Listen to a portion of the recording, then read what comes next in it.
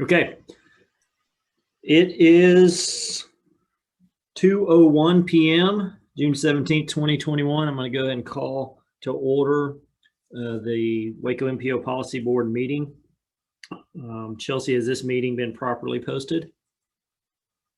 Yes, sir. This meeting was posted on the Waco MPO website on June 11th. Okay, thank you very much. I'm going to go through and do roll call. I see several of you. So let's go through. Is Andrea Bearfield on? Didn't see her. Okay, Jacob Bell is on. Keith Bond is on. Josh Borderud? Not on. Bert Echterling? Not on. Deidre Emerson? Not on. Kevin Evans is on. Scott Felton is on. Is Travis Gibson on or Ross Harris? Don't see either one. Jim Holmes is on. Jim Jasko might call in, but haven't seen him yet. Will Jones is on. Dylan Meek is not on. Sean Ubry is on. Hector Sabito is on. Stan Switek is on. And Bo Thomas is on. And we do have quorum. Okay. We are still operating under the same public hearing and meeting rules that we have since the COVID disaster declaration was declared last year. Face-to-face meetings are still on hold. Hopefully we're moving out of that, but for now we're still virtual. Public comments are allowed, but they have to be submitted ahead of time and they will be read at the proper time, or speakers can be allowed to speak at the proper time during the meeting. As a reminder, the policy board cannot respond to items that are not on the agenda.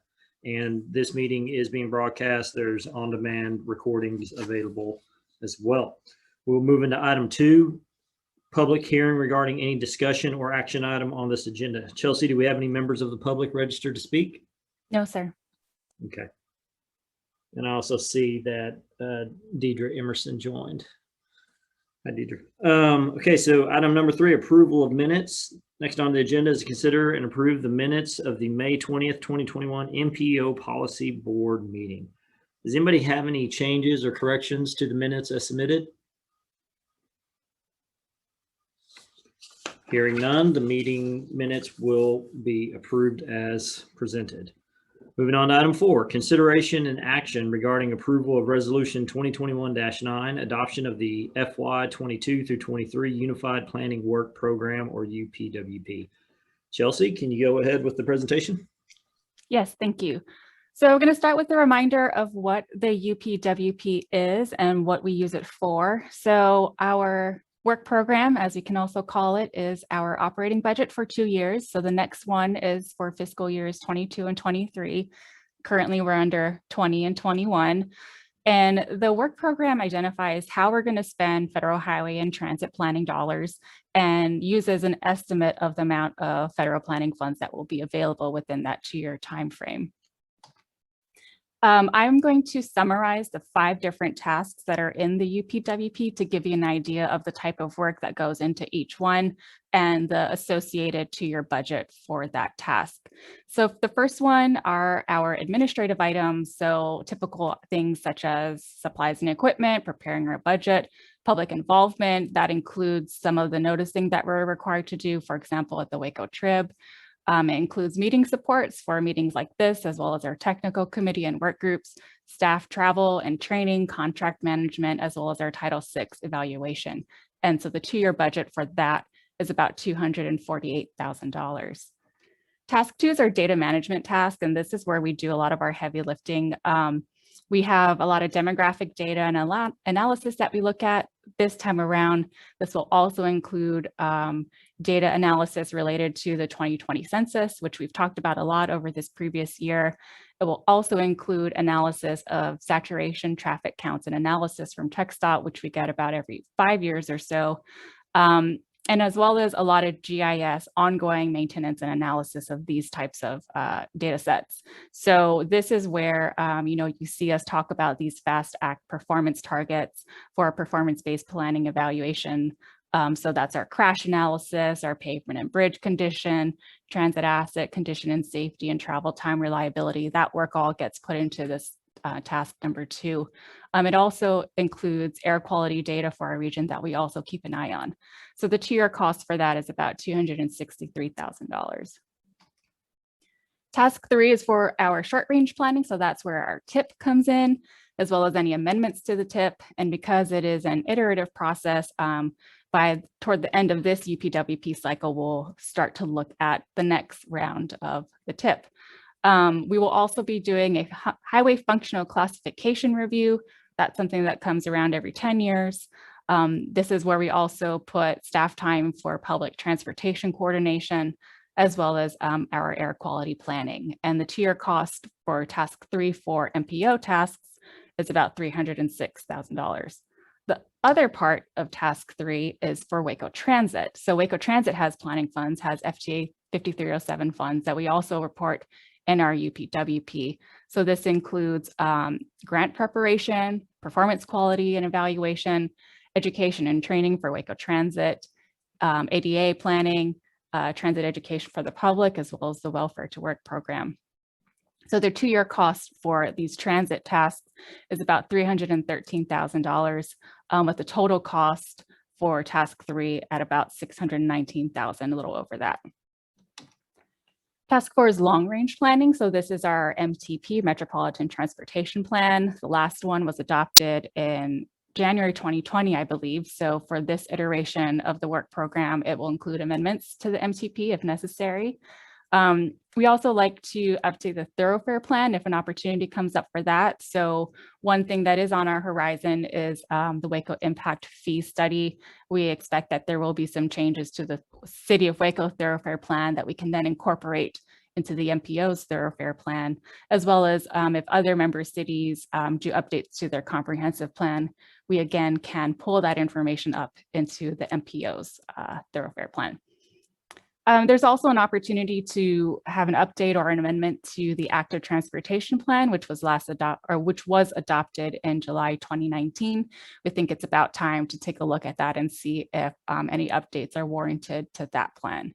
So the 2-year cost for this is about $267,000. Task 5 is for special studies, which is often a consultant study. We only have one study here, and we've talked about this before, but as a reminder, it's a fixed route realignment study for Waco Transit.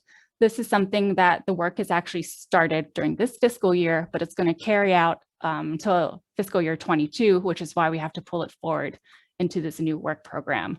As a reminder, we are looking at 3 scenarios for this study. In the first scenario, it assumes BRT service is established. The second scenario is it's not quite BRT, but there is some sort of limited stop fixed route service along the locally preferred alignment or alternative. And the third scenario is no BRT or BRT light, but we do want to still look at how can we improve the existing fixed route system to provide better service and reduce travel time for the customers. So this cost, which will occur in fiscal year 22, is $240,000, $90,000 of that coming from the MPO, and $150,000 of that coming from Waco Transit. And this table just shows you a summary of all of those tasks, and you can see that the total budget for the 2-year timeframe is about $1.6 million. So we did take this plan out for public input. It was a 30-day public comment period, which is our longer comment period, and that's because it's a new plan and not an amendment. It ran from May 3rd through June 2nd. We had 2 public information meetings on May 10th, and then we also posted the recording of that meeting, and that was available on our website through the duration of the public comment period. We did not receive any formal comments.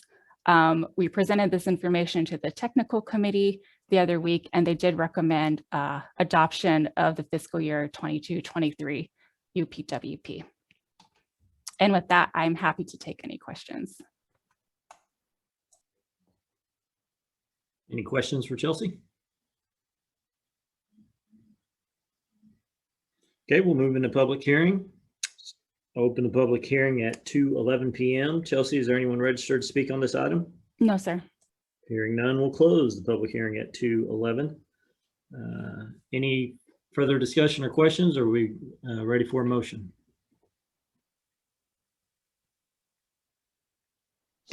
I so move. Second. Bond? Who is that second? Me, Kevin Evans. Thank you, Mr. Evans. Okay, everyone unmute. All in favor, please say aye. Aye. Aye. Are there Aye. any opposed? Okay, hearing none, that passes unanimously. Okay, we'll move into item number 5, consideration and action regarding approval of resolution 2021-10, adoption of amendment 2 to connections 2045, the Waco Metropolitan Transportation Plan, or MTP. Chelsea? Okay, thanks. So the reason why we are proposing an amendment number 2 to the MTP is because the city of Waco received TxDOT grant funding for 2 bike and pedestrian projects. The first one is the Cedar Ridge Sidewalks project, and the second one is the MKT Trail. And so the city submitted these grant applications in 2019 as part of the Transportation Alternative Call for Projects. This year, in April 2021, the Texas Transportation Commission awarded the funding. So because it is involving federal dollars, we have to make sure that it's included in our Metropolitan Transportation Plan. So for the MKT Trail, we didn't need to make any changes. It was already described in Priority 5 within Strategy 4, which is our livability strategy. But for the Cedar Ridge sidewalks, we did find we needed to make some modifications to Priority 1, which is also within the livability strategy. And by doing this, we make sure that we are consistent with the commission actions with the project that was awarded funding, as well as the TIP, which is very important. So the project, Priority 1, is actually a larger project, and the Cedar Ridge sidewalks is a component of it. So the facility for the larger project didn't change, but the extent was revised. So now it's a little bit longer from Live Oak Avenue to Lakeshore Drive. And the scope of work was also revised to add in that Cedar Ridge sidewalks project, or to be more consistent with it. So that's the construction of on and off-road facilities for bicycles and pedestrians along both sides of the roadway between Lakeshore Drive and Park Lake Drive. And the cost was revised to add the $2 million project award to the construction phase, as well as the city match. That includes the city match. And here's what it looks like. So this red line was the existing project extent, with the purple line showing the new portion of the project limits that's in a reaction to the Cedar Ridge Sidewalk Grant Award. So we had a public comment period for this change. It was a 10-day public comment period, which is what we do for amendments. It ran from May 24th through June 2nd. We had one public informational meeting on May 25th. And again, that meeting was recorded and available on our website for the duration of the comment period. No formal comments were received, and the technical committee did recommend adopting the proposed MTP Amendment 2 at their last meeting. And I'm happy to take any questions on this. I have a question. This just concerns the sidewalk and the bike lanes on North 19th right there. Yes, sir. So Okay, the so it grant doesn't- award was only for that, but the MTP project is like looking at the larger street. So what we did is we revised a component of the larger project. And then when you'll see in the next agenda item, we'll talk about the amendment to the TIP. And the TIP is only going to include that part that's funded currently, which is the Cedar Ridge Sidewalk project. Okay, so there's no plans to change the light there or anything like that? I Not always at get this time. I get a bunch of questions from residents in that area about that light at North 19th not having a turn, having a protected left from North 19th on the lake shore. So that's the reason. Yeah, I'm not aware that I don't think that's included in Okay, it this grant. didn't look like it. Mhm. Thank you. Any other questions right now for Chelsea on this item? Okay, I will open a public hearing at 2:16 p.m. Chelsea, is there anyone signed up or registered to speak on this item? No, sir. I will close the public hearing at 2:16. If there's no other questions or discussion, I'm looking for a motion on resolution 2021-10. I'll Motion make for that approval. motion. Second. Okay, we'll have Sabito first and Jones second. Everybody unmute, please. All in favor of the motion for 2021-10, please say aye. Aye. Aye. Aye. Anybody opposed? Hearing none, it will pass unanimously. Okay, we'll move on to item number 6, consideration and action regarding approval of resolution 2021-11, adoption of amendment 2 to the 21 to 24 Transportation Improvement Program, or TIP. Chelsea? Okay, so let's see, get on the right slide here. So the reason for the TIP Amendment 2 is the same as the MTP Amendment 2. It's in reaction to the grant award for the city of Waco for the Cedar Ridge sidewalks, as well as the MKT trail projects. But in this case, both of those projects need to be added to our current TIP. Not only is it required because the project is using federal funds, but it also demonstrates our local approval and support. As you may recall, at our last meeting, for example, we voted, or the board voted to allow the MPO to submit letters of support for the latest round of TAP projects. So this is an example here of what happens when a project actually gets its award. We then add it to the TIP like we say we will in our support letter. So here are the scope of work for the first project. This is the MKT trail proposed for construction in 2023. It's along the abandoned Union Pacific Rail property purchased by the city of Waco, and it's between 84 or East Waco Drive and FM 933 or Golson Road. The scope is to construct 12 feet reinforced concrete shared use trail for both bikes and pedestrians with a total cost of about $2.8 million, with 2.3 of that coming from the federal grant and about $577,000 of local match. The Cedar Ridge Sidewalk project is proposed for construction in fiscal year 2024.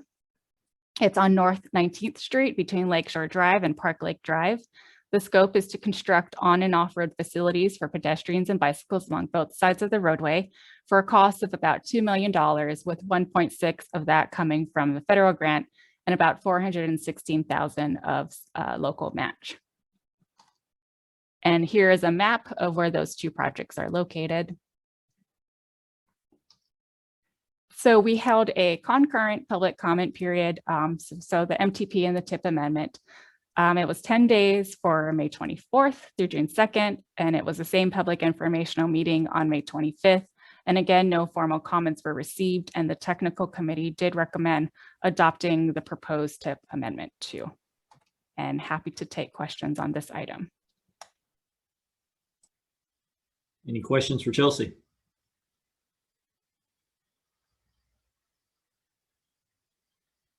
Okay, now we'll open a public hearing at 2:19. Chelsea, is there anyone registered to speak? No, sir. We'll close the public hearing at 2:19. Looking for a motion on agenda item or resolution item 2021-11. Do I have a first? Move approval.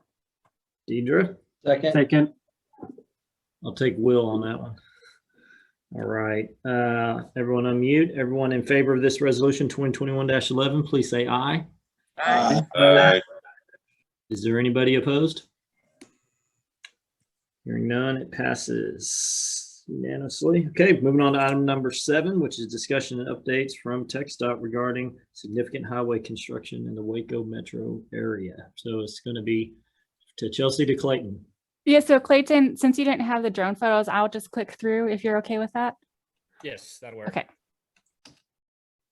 All right, on our I-35 project, we're at just over $270 million through May. Still targeting a substantial completion end of 22. On the southbound frontage road, our big push is still the south end of the project, getting side streets wrapped up. Our major waterline work is done at 4th and 2nd. We're looking to get those streets reopened in July. Northbound frontage road, also working on side streets and driveways. A big potential impact may be closing Bellmead Drive for a few weeks to get that intersection tied in. I don't have a date set right now, but we're targeting sometime in July to get that work done. On our cross streets, we're working on new U-turns at 77 and 84 and Barron's. We anticipate opening those up sometime in late June, early July. And you can go to the next slide. On the northbound main lanes, we're of course removing the Brazos River structure and the 77 structure. Our last structure will be the railroad structure. We expect to start that probably mid-July.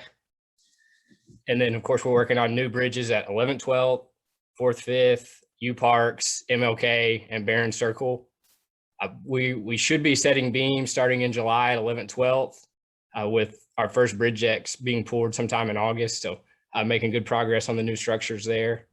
And then of course, we're removing old pavement, installing embankment and retaining walls from one end of the project to the other on the northbound side. So without the pictures, pretty short and sweet this month. I don't know if anybody's got any questions about anything in particular. I'd be happy to answer them.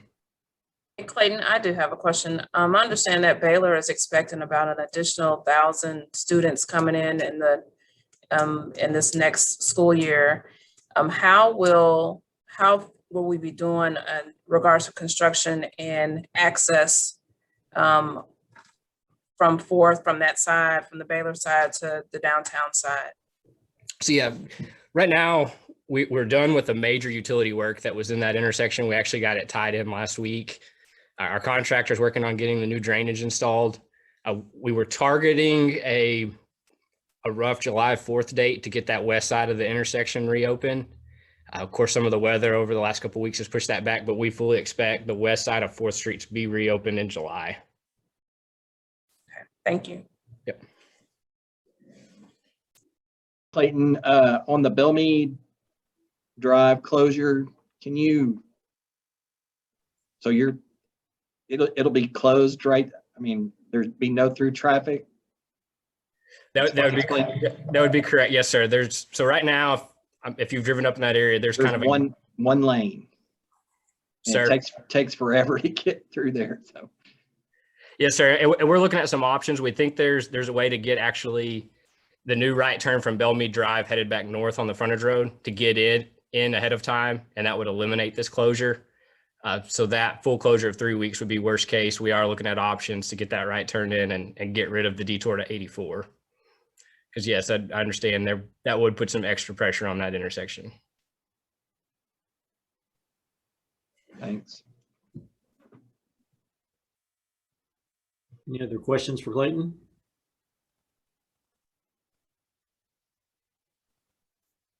Okay, Clayton, thanks for the update.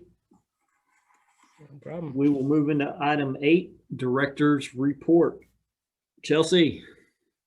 Okay, so I did want to update the policy board on the TxDOT travel survey. So you may or may not recall that we talked about this about 6 months ago in December. So about every 10 years, TxDOT conducts 2 surveys in our region.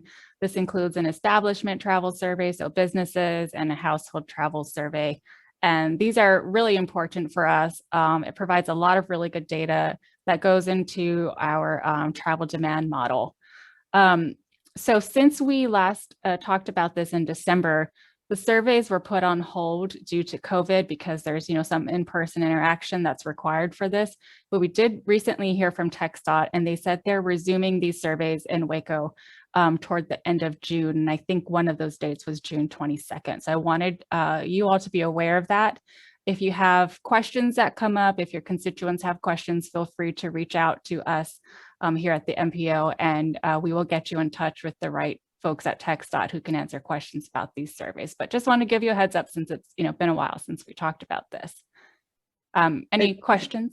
Hey, Chelsea, this is Hector. Do you know if the Yes. surveys will be in Spanish as well for people to take? That's a good question. I can ask and I will get back to you on that.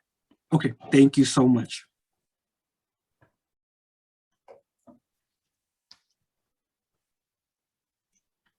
Any other questions? Okay, moving on. Our next meeting is actually scheduled for September 16th. That's our usual time. We are taking a hiatus this summer. The one thing that we know will be on the agenda is our election of policy board officers for the next fiscal year. This is something the board does have to do annually in September. So heads up on that. I see Chairman Bell smiling. But yeah, and then the only other detail for that is our meeting will most likely be in person. We're still working out the details on that, and we'll have that to you ahead of the September meeting date. So that's all I have. I don't believe I've ever seen Jacob smile that big either. Well, Chelsea, so that was the shortest meeting we've had in a while, and we have 2 months off. So, just saying. But You'll keep me. Everyone, thank y'all for joining today, and I will adjourn the meeting at 2:26 p.m. We'll see you in September. Everyone, take care, please.